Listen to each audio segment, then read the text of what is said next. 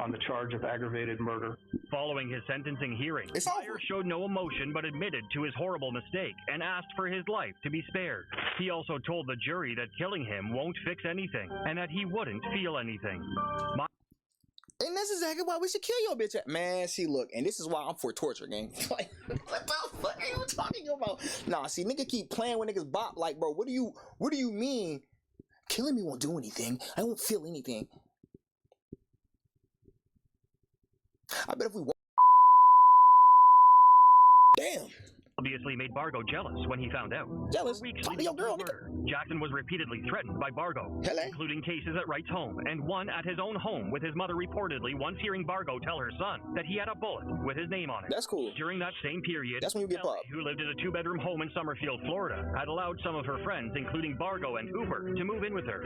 These grown-ass men, by the way, like, Bargo assembled his roommates, first informing Hooper, who had apparently lost a love interest to Jackson, that he wanted to make a plan to murder Jackson. Wow. Later that afternoon, Bargo got Wright to use text messages to lure Jackson over to Ellie's home, with the plan being to ambush him once he got into the apartment.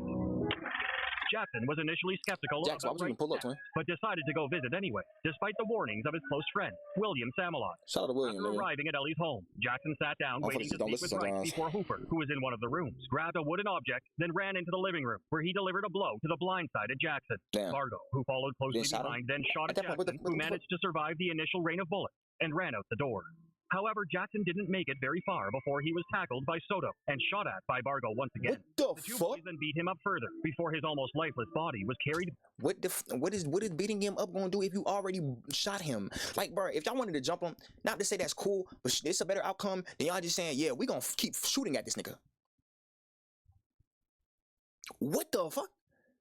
Then your man's tackled a nigga and you still shoot at him. Like, bro, you could have clipped Mr. Soto. What the fuck are you doing? Also, kind of wish you would have clipped Soto ass, because why the fuck is you tackling me, gang? I just got hit with a bat, and this nigga shooting at me, brother. Why are you still following through with his nut ass plan? Fuck. Racks of fucking riches, I ain't really got it. I feel like Aladdin, I ain't never had it. Cause I ain't never had shit, I ain't never had it. Till I found his magic, till I found his magic. Racks of fucking riches, racks of fucking riches. Welcome back, we back with another reaction video. Today we're reacting to Evil Lives Here video, 118 killer convictions of all time. He took 4 lives in a brutal act of violence. I knew he was a demon, I told you. Four. Huh? Unthinkable. 4 victims forced to the basement of a home on Hudson Street near Cleveland Avenue. Wade's trial began in May of this year. It was May 20th that a jury found him guilty on all charges. Today, Wade was given 172 and a half years. Boy, that nigga got Super Bowl numbers. Jesus Christ. Oh my God. That's ridiculous. That shit is bro, like, bro, what the fuck did the calculations on this shit, bro? What the fuck the .5 gonna do? In 2015, Jordan Wade and Robert Lee Adams committed a horrific crime that resulted in the tragic deaths of 4 people. This heinous crime took place in South Linden, Columbus, Ohio, and left I've never been to Ohio. in shock. At just 16 years old, Jordan Wade and 27-year-old Robert Lee Adams carried out a robbery and execution-style murders that left the victims dead from multiple gunshot wounds, where they were ordered to lie on the floor before being shot in the head. The victims were Michael Ballore, Angela Harrison, Daniel Sharp, and Taisha Nelson. Among the victims were 41-year-old Michael Ballore, 26-year-old Daniel Craig Sharp, 35-year-old Angela Harrison, and 18-year-old Taisha Nelson. These individuals were senselessly gunned down by Jordan and Robert, leaving behind grieving families and friends. A 15-year-old girl who miraculously escaped with her life after being grazed in the head by a bullet was also present during the shooting. Police say Wade and Robert Lee Adams were at the home of Michael Baller. They say Adams shot Baller and 4 other people in the basement. Terrified that Jordan and Robert might finish her off, the teenage girl took drastic measures to save her own life. She pretended to be dead, lying motionless among the bodies. After the duo fled the scene, the teenager managed to stumble out of the basement where she had been shot, seeking assistance. Miraculously, the teenager survived and eventually recovered from the incident. Once in stable condition, she provided crucial... Oh, nah, she one of them ones. Hold on. One of them ones. They hit you in the head? Well, Grace, you seen all of this in the midst of it happening. Like, cause some people don't have that in the midst moment or thought or clarity. Like, oh, I'm about to. The only way to stop me from losing my life is to act quickly, and she did that immediately. Yep, I'm playing that. Kudos. Sorry that you had to deal with this crazy ass ordeal though. What the into the police, helping them locate Jordan and Robert, which led to their arrests. The gunman, this nigga look like Shay Gillies. Shay Gilgis. He's set to go to trial in January. He faces the death penalty if convicted. During their trial, the prosecution alleged that Jordan and Robert had robbed the victims, ordered them down to the basement, and that Robert was the one who fired the weapon that killed them. Why? Jordan's defense attorneys argued that he wasn't the one who fired the gun. Like, twin, if they already gave it up, can we not just leave? No, and that's the problem with robberies. Like, back in the day, I don't even think back in the day I was, like, justifying robbery, but to me, robbery made low-key, like, okay, boom, you get the money, but now that you really think about it, like, what happens afterwards? Like, all right, boom, so the only way robbery really works is if the house is empty, and even then, there's so many security systems around nowadays. It's just like, bro, why do crime? Why? You're not getting away with this shit, gang. There's no reason to do it. I'm not gonna lie. Suggested he only took part in the crime because he was trying to impress the older Robert Adams. However, the prosecution claimed that Jordan was an active gang member at the time of the quadruple homicide, with a long criminal history, even though he was a juvenile. Jordan had been found guilty of committing aggravated arson at only 12 years old. Damn! The prosecutor alleged that Jordan had never taken responsibility for the murders, and had the audacity to claim it was a cover-up. Wade's trial began in May of this year. It was May 20th that a jury found him guilty on all charges. When the judge handed down the life sentences, Jordan reacted with shock and disbelief. He appeared stunned, unable to comprehend the magnitude of his actions and the life-altering consequences he faced. Definitely like he got hit with a taser. Attorneys argued that Jordan was young and impulsive and deserved a chance at rehabilitation. Nigga, fuck him and them impulses.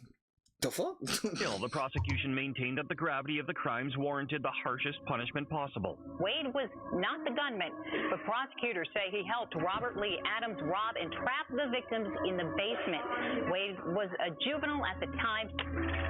In a letter read to the court, the surviving teenager shed light on Jordan's devastation and expressed her hatred for him. The letter painted a chilling picture of Jordan as a manipulative and ruthless individual. Damn! The teenager described how Jordan's actions had shattered her mind, heart, and soul, leaving her with a profound sense of loss and despair. Fact, she got PTSD for life, no cap. To the prosecution's case. Wade was 16 years old at the time of the crime and is the first of two suspects to stand trial. At the end of the letter, the teenager conveyed a sense of satisfaction, stating that it felt good to know Jordan would spend the rest of his life behind bars, forced to reflect on the lives he destroyed.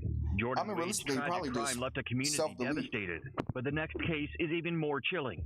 Sean Sellers, a teenager whose brutal actions at a young age led to a life sentence. Nigga's Full House, nigga. He do got the Joey haircut, though.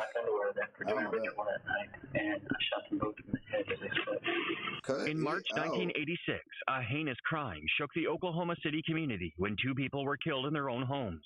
The victims, Vonda Belafato and her stepfather Lee Belafato, were gunned down in their sleep by one of their family members, their 16-year-old son, Sean Sellers. To try and limit the amount of blood that would splatter onto his body, Sean brazenly shot Lee first, dressed in nothing but his underwear. The sound of the first shot woke up Vonda, who then found herself face-to-face with her killer. Sean pulled the trigger, ending her life with... No way he literally cut up.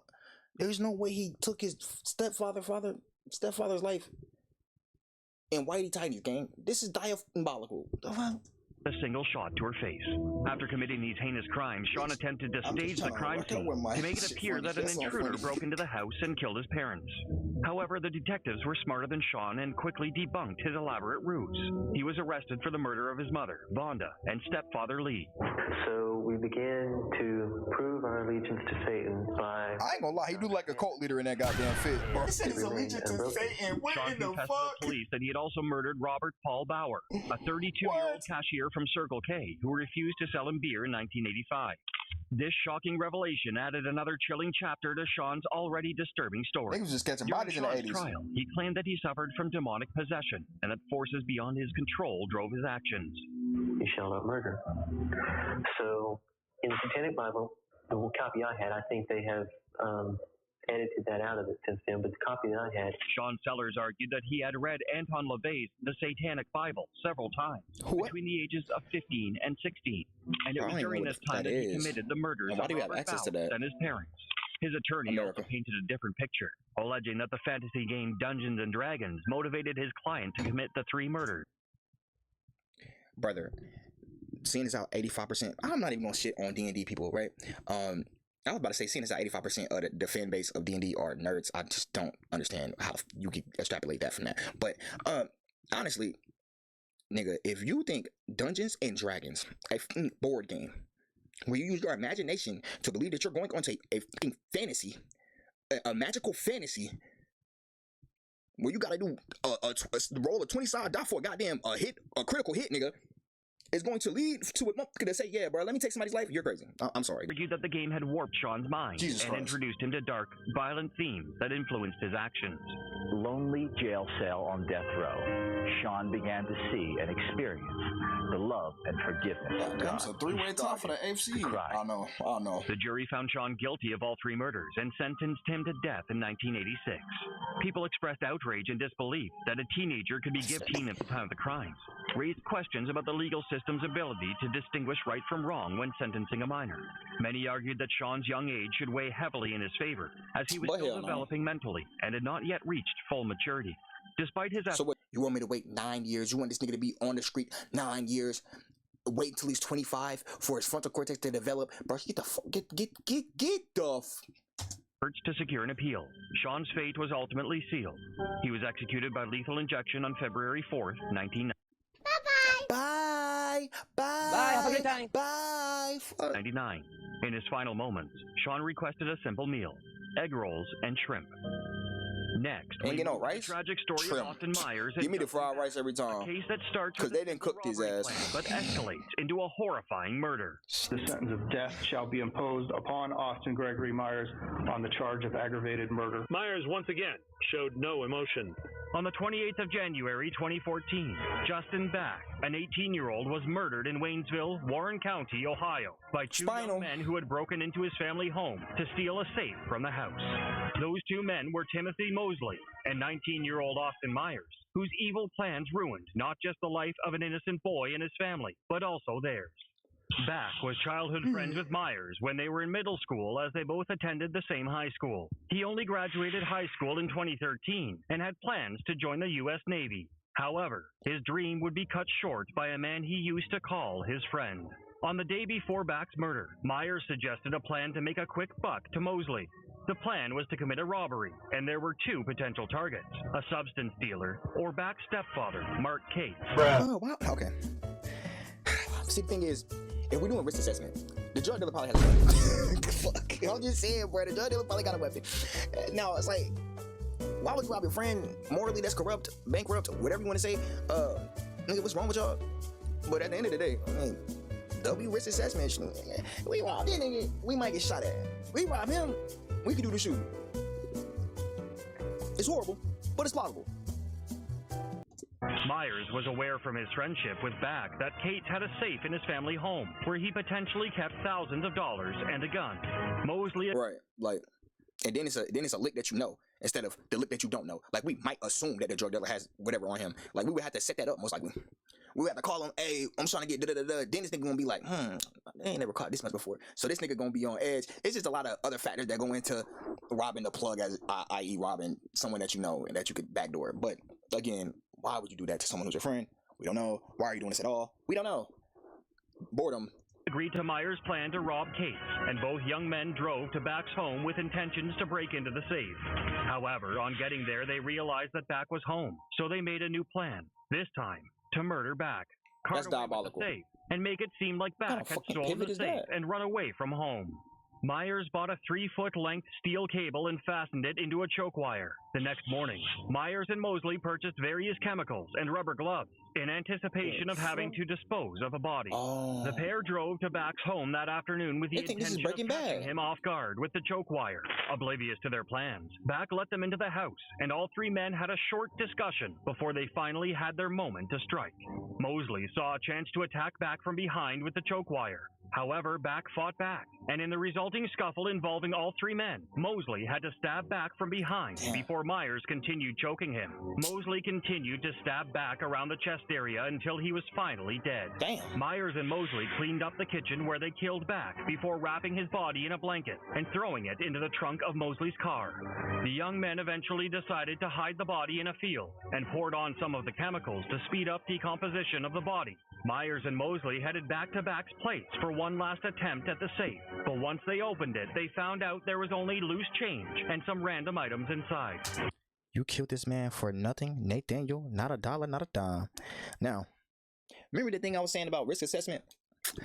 That goes out the window when you're risking it for nothing. Like, I thought y'all was getting bread. I thought it was the main plan. Also, their risk assessment definitely went out the window when they said, "Oh, he's here. Well, let's kill him." What the fuck?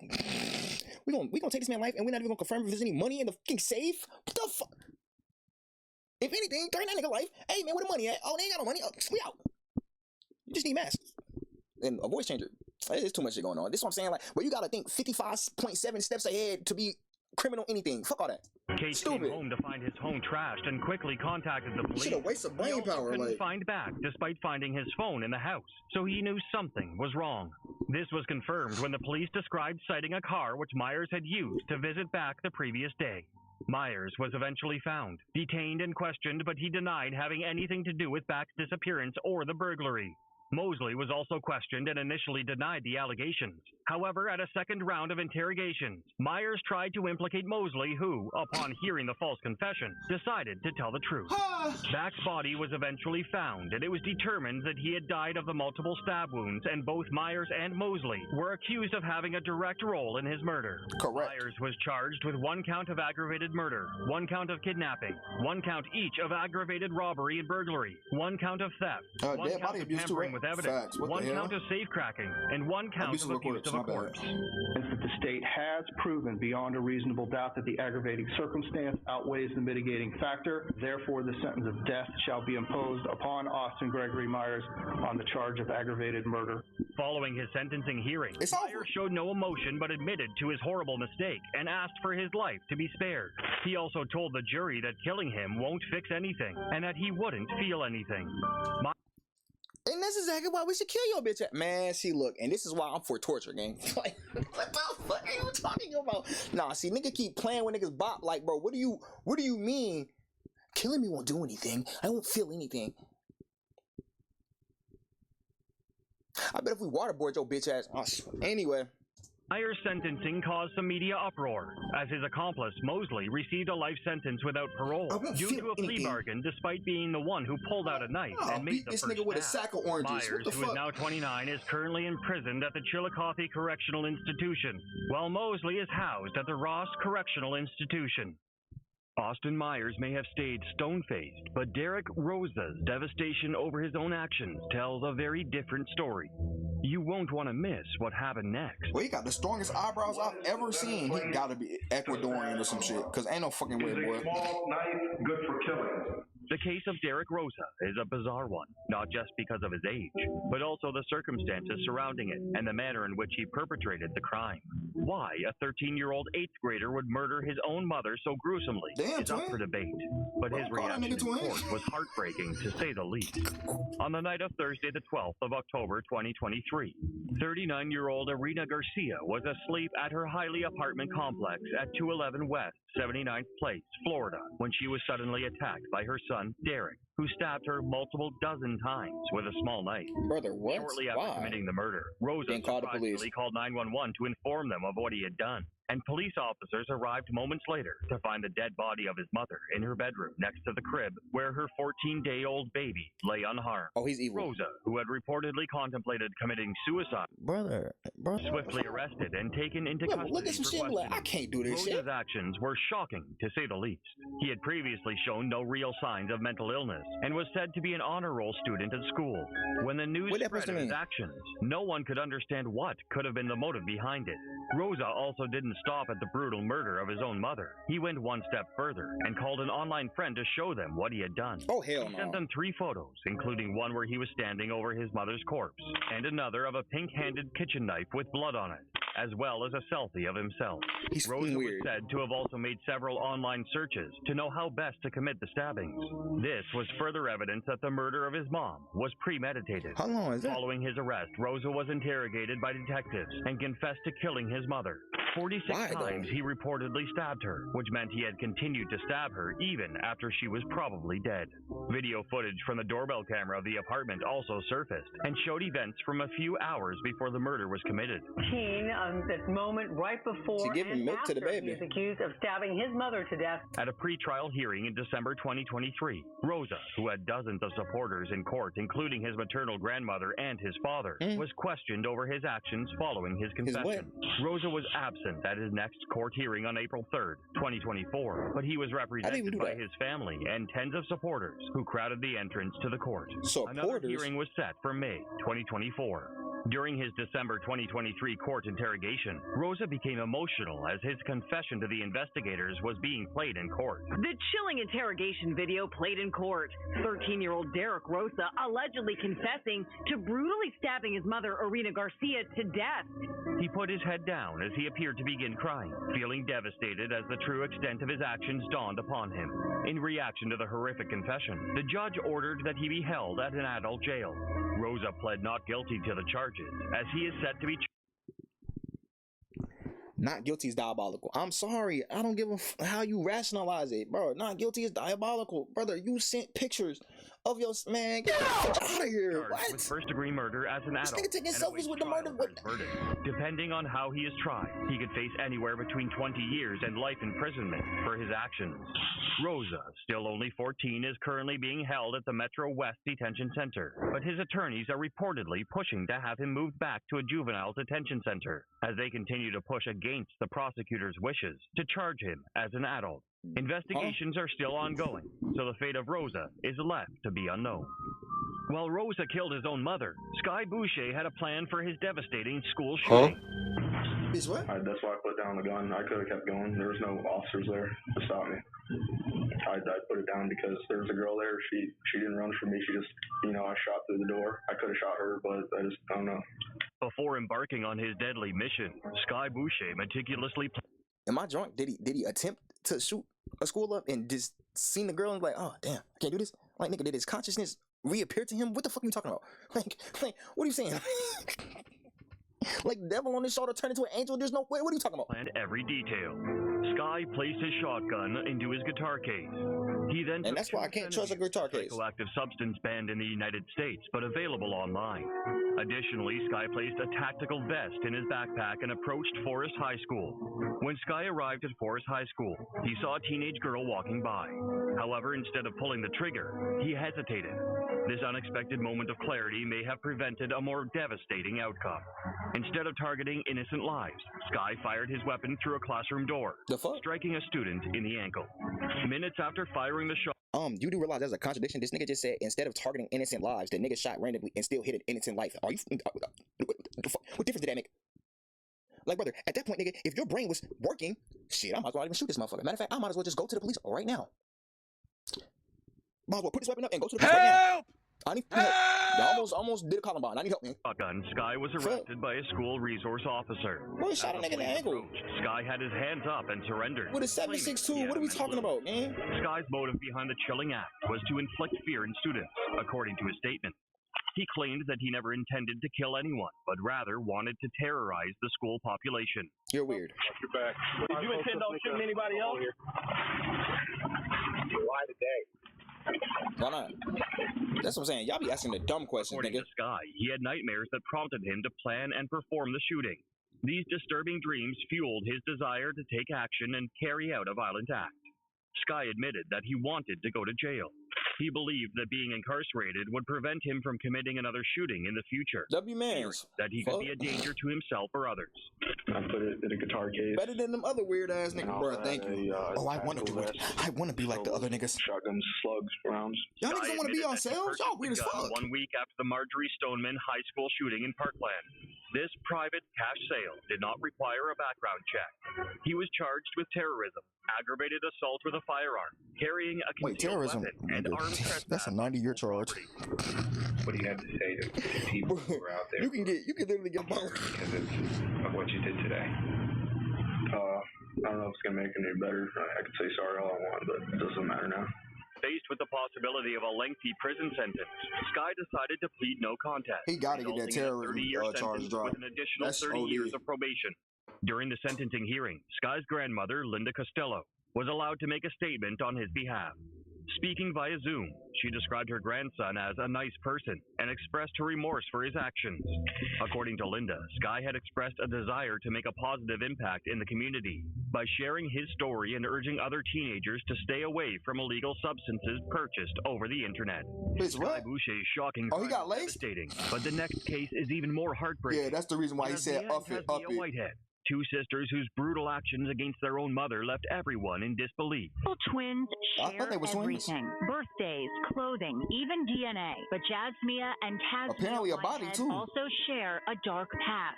Jasmia and Tasnia Whitehead are identical twins to Jarmeka Yvonne Nikki Whitehead. Due to their mother's absence, these twins were raised by their great-grandmother. Despite the lack of parental guidance, Jasmia and Tasmia were academically successful, being honor roll students and Girl Scouts. However, their harmonious upbringing was disrupted when their mother sought custody in 2007. The relationship between Nikki and her twin daughters turned sour as conflicts arose over Nikki's attempts to assert control in their lives. The twins, feeling resentment towards their mother, expressed their dissatisfaction through physical confrontation. They probably had abandonment issues. They found themselves seeking counseling together as a family. Eventually, the court intervened, granting custody of the twins back to their great-grandmother. However, this temporary arrangement only lasted a few weeks, as the court decided to hand custody back to Nikki on a 2-week trial basis. On January 13th, several days after Jasmia and Tasmia returned to Nikki's care, the girls called 911 and reported they found their mother dead.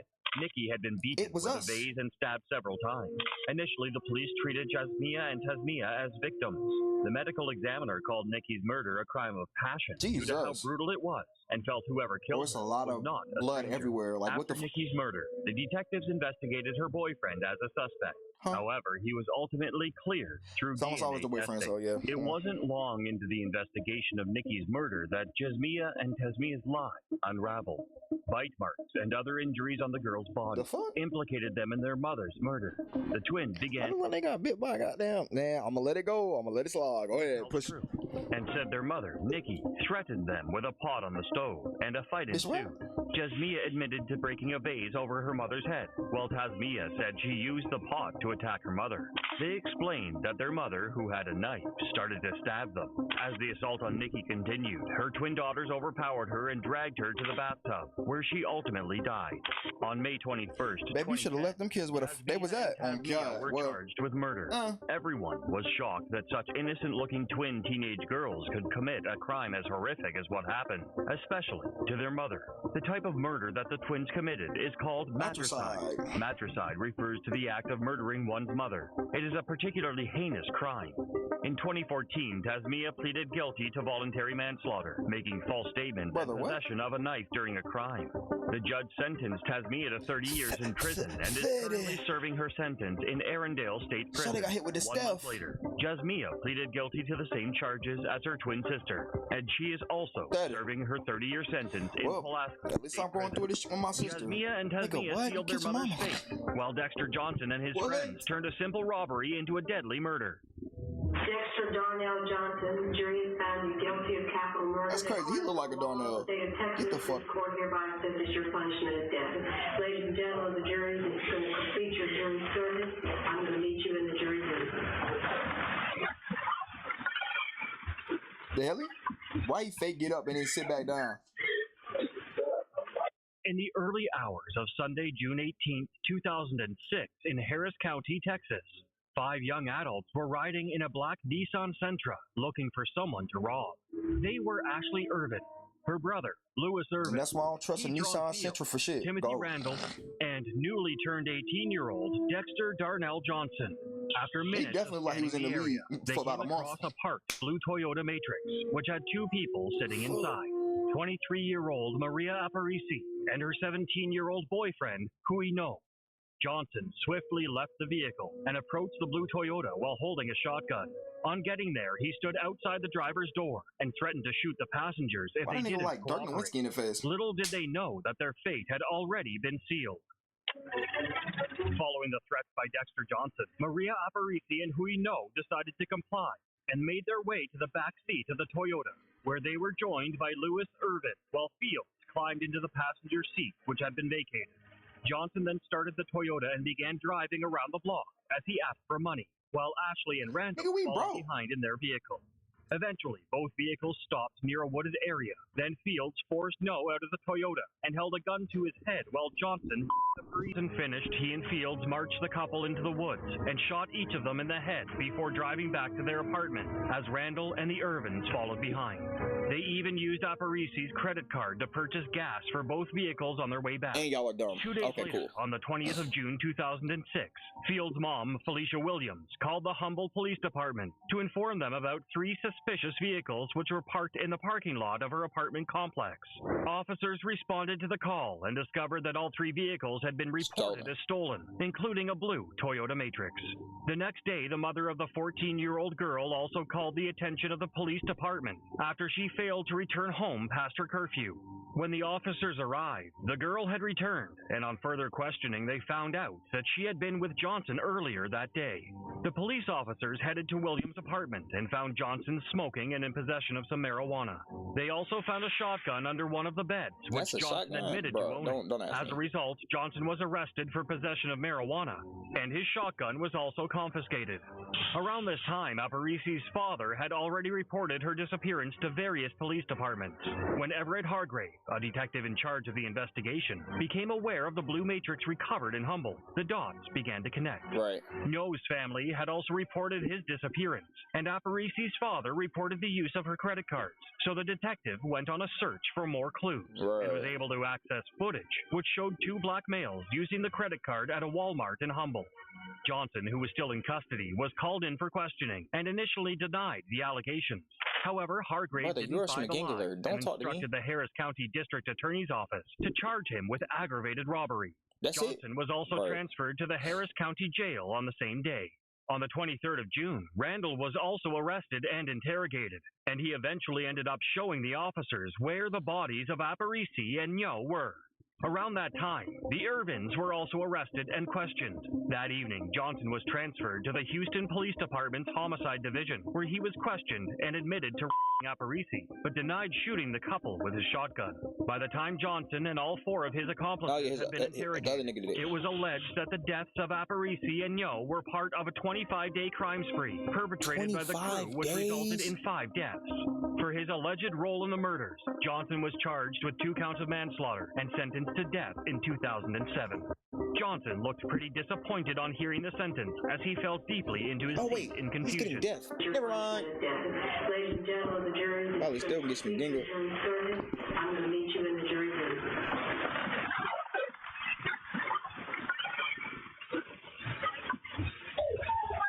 The off? Somebody punch his ass? I wish, boy. I wish.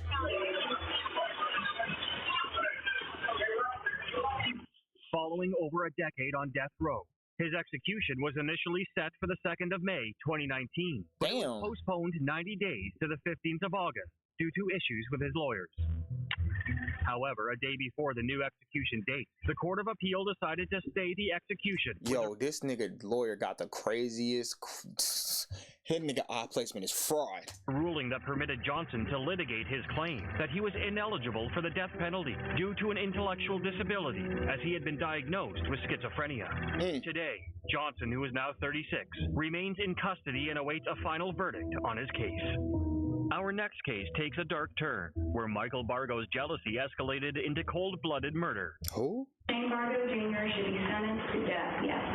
Michael Bargo holds his head after hearing he is sentenced to death for the 2nd time on Tuesday. On the night of April 17, 2011, 18-year-old Michael Shane Bargo and 4 of his friends, Amber Wright, Kyle Hooper, Charlie Ellie, and Justin Soto, schemed in the gruesome murder of 15-year-old Steve Jackson. The motive? A toxic mix of youthful recklessness, jealousy, and spite. Steve Jackson had dated Amber Wright for just over 3 months before the couple had a bitter breakup in March 2011. After the breakup, Wright became romantically involved with Michael Bargo, but continued to send text messages to Jackson. This all...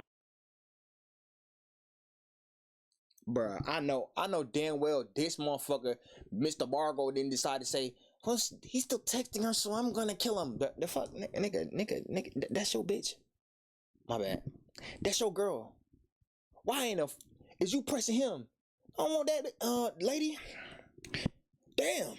Obviously made Bargo jealous when he found out. Jealous? For weeks Talk to your girl, nigga. Jackson was repeatedly threatened by Bargo, including cases at Wright's home and one at his own home, with his mother reportedly once hearing Bargo tell her son that he had a bullet with his name on it. That's cool. During that same period, that's when you get popped. Who lived in a 2-bedroom home in Summerfield, Florida, had allowed some of her friends, including Bargo and Hooper, to move in with her. These grown-ass men, by the way, like, Bargo what the fuck? assembled his roommates, first informing Hooper, who had apparently lost a love interest to Jackson, that he wanted to make a plan to murder Jackson. Wow. Later that He's afternoon, 15. Bargo got Wright to use text messages to lure Jackson over to Ellie's home, with the plan being to ambush him once he got into the apartment. Jackson was initially skeptical about Wright's death, but decided to go visit anyway, despite the warnings of his close friend, William Samalot. Shout out to William. After arriving at Ellie's home, Jackson sat down waiting to speak with Wright before Hooper, who was in one of the rooms, grabbed a wooden object, then ran into the living room, where he delivered a blow to the blindsided Jackson. Bargo, who followed closely behind, then shot at Jackson, who managed to survive the initial rain of bullets and ran out the door. However, Jackson didn't make it very far before he was tackled by Soto and shot at by Bargo once again. What the two boys then beat him up further before his almost lifeless body was carried. What is beating him up gonna do if you already shot him? Like, bro, if y'all wanted to jump him, not to say that's cool, but it's a better outcome than y'all just saying, yeah, we gonna keep shooting at this nigga. What the fuck? Then your man's tackled a nigga and you still shoot at him. Like, bro, you could have clipped Mr. Soto. Like, what the fuck are you doing? Also, kind of wish you would have clipped Soto ass, because why the fuck is you tackling me, gang? I just got hit with a bat, and this nigga shooting at me, brother. Why are you still following through with his nut-ass plan? Fuck. Back into the apartment and put in a bathtub. Bargo's plan was to make sure that the last face Jackson would ever see before his death would be his, and he made sure of it by delivering the final shot to Jackson's face. Bargo and Soto disposed of Jackson's lifeless body, putting it into a sleeping bag and burning it in Ellie's fire pit. The following morning, Wright's stepdad, James Havens, arrived at Ellie's home to help dispose of Jackson's remains, which he dumped at a remote water-filled rock quarry. The following day, police arrived in the neighborhood to investigate the reported disappearance of Jackson. Bargo had to stay away, and Havens tried to help by sending him to stay with the family of his girlfriend, Kristen Williams. However, despite not knowing the Williams, Bargo told basically everyone that cared to listen what he had done, with subtle twists to the story. His widow. On the 19th of April, 2011, law enforcement finally arrived at the Williams home and took Bargo into custody. Even after his arrest, Bargo continued to tell on himself, informing a fellow inmate of what he had done. After the police obtained multiple search warrants, his revolver was also found in Ellie's home, with the box found in his grandmother's home. The fire pit in Ellie's home was also discovered to contain possible human remains. Jackson's remains were eventually found underwater beneath the Ocala quarry, and his DNA was strongly matched to that of the missing person they were looking for. Despite all of his prior comments linking himself to the murder, Bargo initially denied his involvement when interrogated in court, claiming that he had only participated in disposing of Jackson's body and suggesting that you initiated this whole like, gang, if you wasn't a weird-ass, jealous-ass, weak-ass, insecure-ass, brother, when that had to do with none of this, what are you talking about? Like, my nigga, I'm confused. Like, was she telling you? Is this like the situation in Beef? Well, buddy, but see, here's the thing, right? The nigga who married, I forgot his name. I think it's like David or something. David's childhood sweetheart, bro. He ain't really do no OD as far as revenge, bro. He was just like, yeah, bro, let me order these magazines to your crib under your name, so you gotta pay those, bro. Cause my wife keep talking about how you was the best she ever had. Okay, cool. It's weird. I should punch in your face, but all right, cool. That's a burden you gotta deal with, cause you married her and you got a kid, gang, and it's not going like it's supposed to. I don't got nothing to do with that. But when you tell me, yeah, bro, the girl texting this nigga, what do you mean? Why is it the victim's fault that your girl is texting him, gang? Get your girl under control. Not control like on some narcissist, on some she don't have free will type shit, but like, you need to go talk to your girl, brother. What the f are you talking about? Hooper may have done the deed and implicating the rest of his friend group. Despite his attempts to retell the story during his trial, Bargo was eventually charged with first-degree murder with a firearm and was found guilty in August 2013 by a jury who overwhelmingly recommended that he be sentenced to death. But he looked like Reese. Friends testifying in his favor. Malcolm in the middle face. Murder with a first-degree firearm as charged in the indictment. So say we all dated the 20th day of August 2013. Bargo's attorneys appealed the verdict, claiming that there was insufficient evidence and that Bargo had been deprived of a fair trial. Bro, he's been self-snitching for the last 18... The Florida Supreme Court eventually ordered a new sentencing hearing because the jury recommendation wasn't unanimous, being a 10-2 verdict. Damn. However, it eventually became unanimous in the resentencing on September 12, 2019, and Bargo was set to face the death penalty. Michael Bargo holds his head after hearing he is sentenced to death for the second time on Tuesday. Hold on, what about his accomplices, brother? Bargo is currently spending his last days at the Union Correctional Institution. In the next... What? So, nothing about the accomplices? Nigga, little buddy might have got away if them niggas didn't tackle him and... Alright. Case, Rachel Schoaf and Sheila Eddy made the chilling decision to kill their friend, Skylar Neese. I'm so sorry. Fake friends. Fake friends. I don't know if there's a proper way to make this apology because they're not even words. Like, brother, only in an anime situation would you ever really have to think, yeah, bro, let me kill my friend. Like, even then, that nigga probably gotta wait to revive. Y'all niggas are wilding the fuck out. I'm gonna keep it as that. You're losing me. The fuck you mean? Yeah, we killed her. Why would both of y'all say yes to that? Like, they be saying two heads is better than one, but it be two dumbasses together. And remorse that I feel each day for what I've done. This is Rachel Schoaf, and she's charged with the murder of Skylar Neese when she was only 16 years old. On July 6, 2012, 16-year-old Skylar Neese disappeared from her home in Star City, West Virginia, and was not found until January 16, 2013. Unfortunately, only Neese's body was found with the help of one of the murderers, Rachel Schoaf. The other person who was charged with the murder of Neese was Sheila Eddy. Schoaf and Eddy were friends with Neese until their friendship turned sour.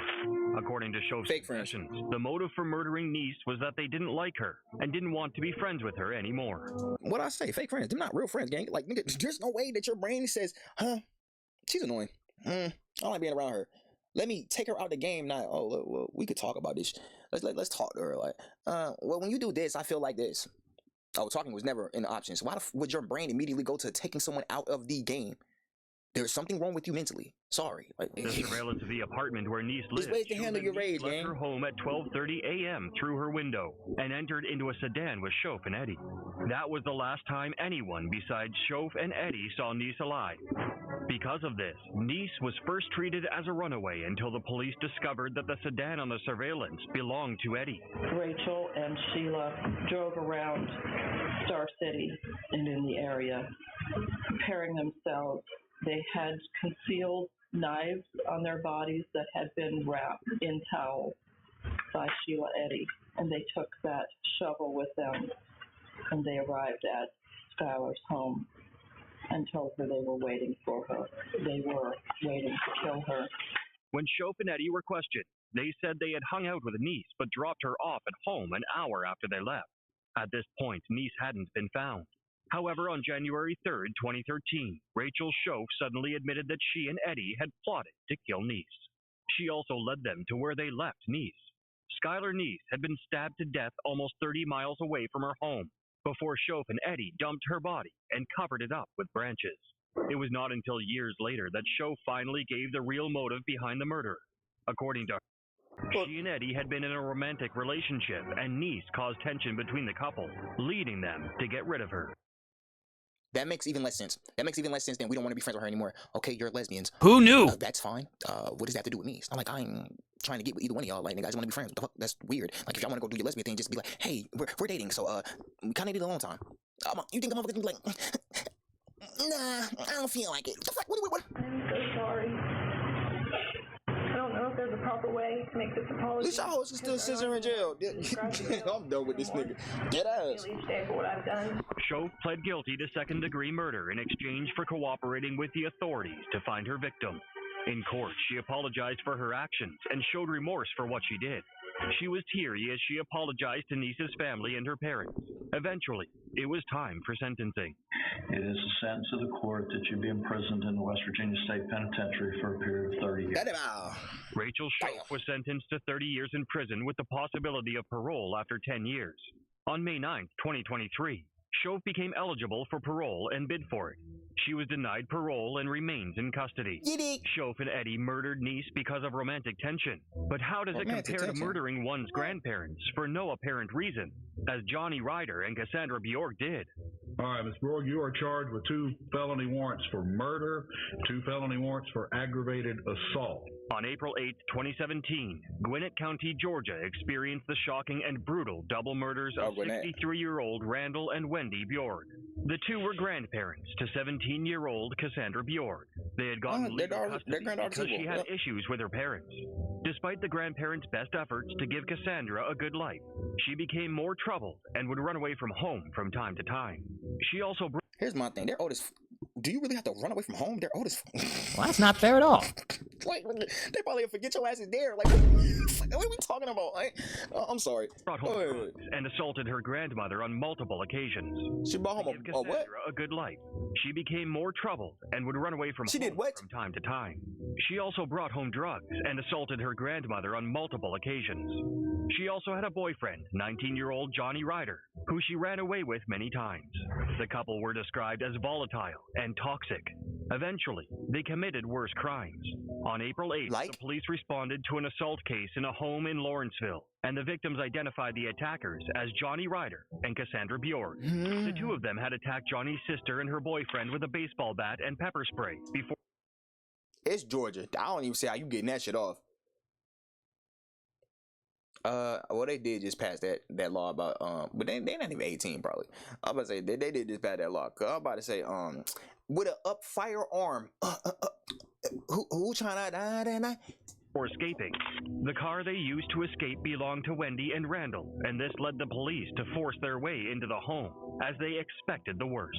To their horror, they found the bodies of Wendy and Randall. The two of them had been stabbed multiple times. Their autopsies showed that they had suffered blunt force to the head and various cuts around their throats. Damn. Everyone was horrified that something like that had happened. Peanut butter jelly and a baseball bat. Cassie and Johnny became the main suspects in the case, and a day after the Bjorgs were found, their granddaughter and her boyfriend were found after they barricaded themselves inside an apartment. They refused to come out, and by the time the SWAT team was able to get a visual, they found out that the teens were injured in the bathroom as they had tried to commit suicide, and were taken to the hospital. The two of them were charged with the murders of Cassie's grandparents. The interrogation revealed some shocking details that showed that the murder had been premeditated. Facts. It seems that you're sorry you got caught, that you had people over after. You don't seem to be sorry that you killed your grandparents. Cassie told the police that they had planned to murder her grandparents and keep their bodies from being discovered. According to Cassandra, she and Johnny waited until her grandparents were asleep before entering their bedroom, duct taping and attacking them. The murder weapons included a tire iron, a baseball bat, a hammer, and butcher knives. The two of them beat and stabbed the Bjorgs to death. Jesus Christ. What's even more horrific is that after the murders... Bro, these niggas pulled up equipped with combo weapons. Nigga, you got a hammer and knife. What the fuck? Like, bro, what are we doing here? Nigga, you gotta go make a goddamn... You a blacksmith, my nigga? Like, what the fuck are we talking about? Sealed the windows and doors with caulk to keep the smell of the decomposing bodies from coming out. And then we came back to the house. When you guys left, where'd you guys go to? We went over to, like, Kroger or Publix to go get something to eat. Are those bandages from self-inflicted wounds? 60% chance. Which one? Those, like, on Peachtree. Johnny and Cassie then ordered takeout and invited their friends to the house for a party. She also said that they smoked a lot of weed to mask the smell of the body, as they were in the house for more than... Brother, that's... Oh my fucking God, y'all be killing me with this dumb shit. That's not going to work. That is not going to fucking work. You know what's so funny? Bro, you can legitimately get rid of the smell of weed being smoked by burning bacon. So what the fuck makes you think that the weed smoke is going to negate a dead body? Go ahead. A weed. Things like just being different. They didn't look at me the same anymore. Like, they didn't... I don't know. It's like, there's the vibe that they have was like, they didn't really know what to do. They didn't really know, like, how to be around me, I guess. They didn't really know how, like, how to talk to me. Yeah, because you kill people at the murder was a whim. The fuck? Cassie said she killed her grandparents because they were too strict. See what I'm saying? She also said that her grandparents weren't the only intended victims. According to her, she and Johnny had planned to kill Johnny's family and Cassandra's mother.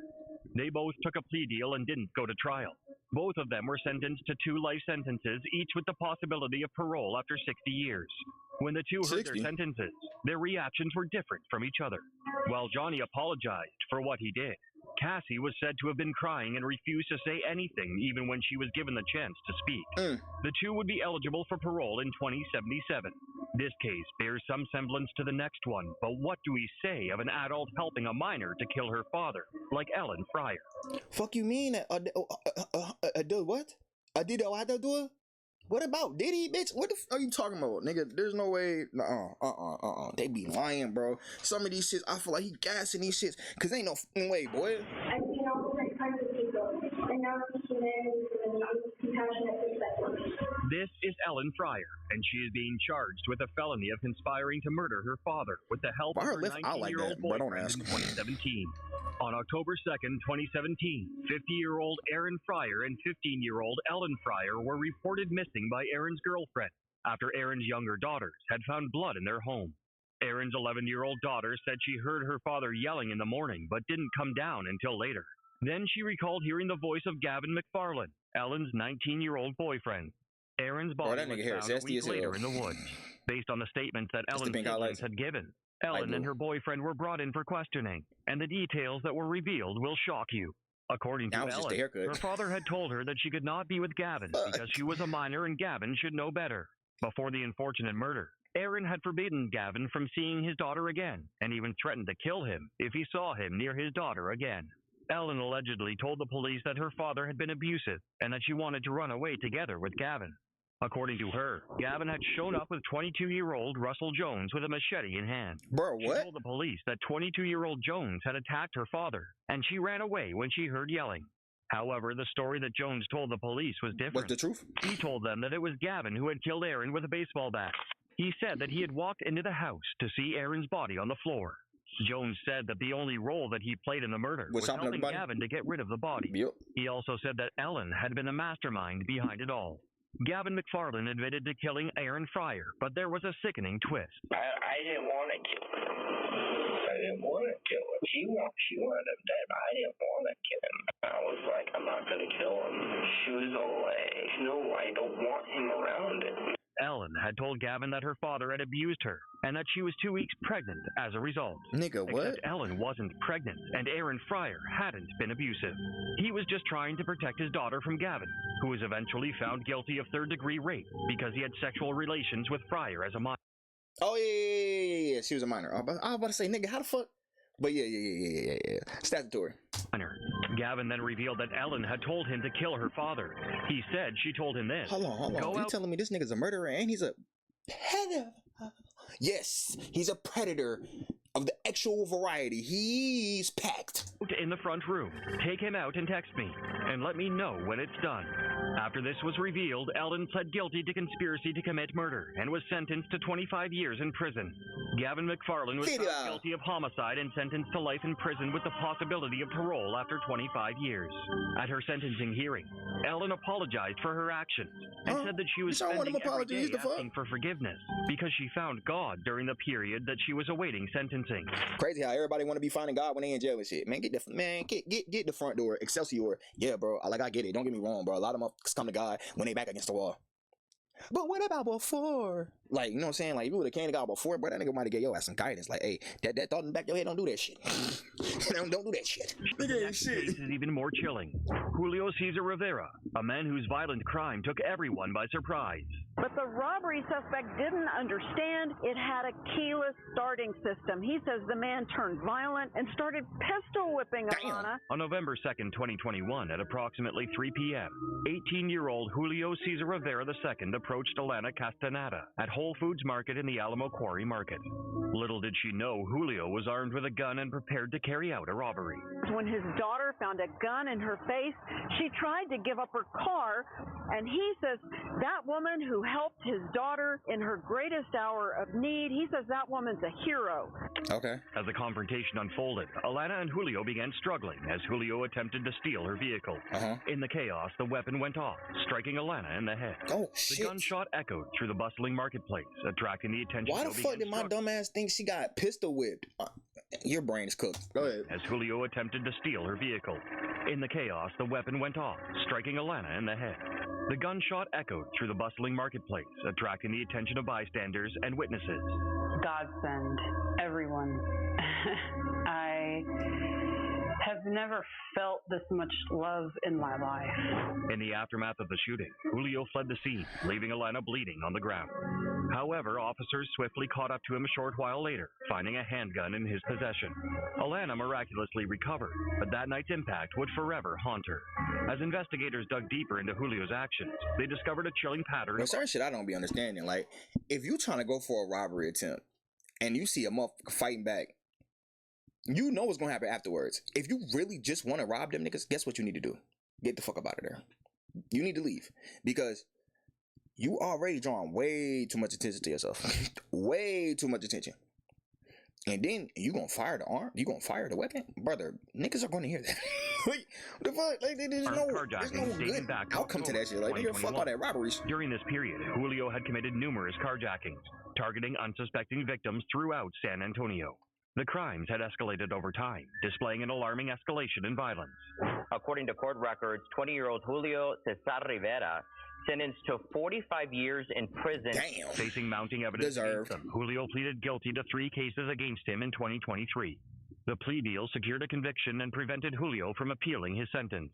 This meant the judge's decision was final, leaving little room for negotiation or reconsideration. It was 45 years. Like, I just started crying because it's like, it's not just for me, it's for the other victims as well. During the sentencing, her face getting back to normal too. Had the opportunity to address the court and make her voice heard. Crazy. She demanded that Julio receive the maximum sentence of 45 years for his crime. For sure. Alana explained to the court the pain and trauma she had endured as a result of his actions, emphasizing the need for justice to be served. I know she probably still feel that shit too. Hearing, his family pleaded for leniency from the judge. Julio's loved ones argued that Julio had grown up without his mother and had faced numerous challenges throughout his life. So you start carjacking and then shoot somebody in the face. Like, some of this shit don't be justifying. Like, your backstory, there's not enough justification for your backstory, twin. I'm sorry.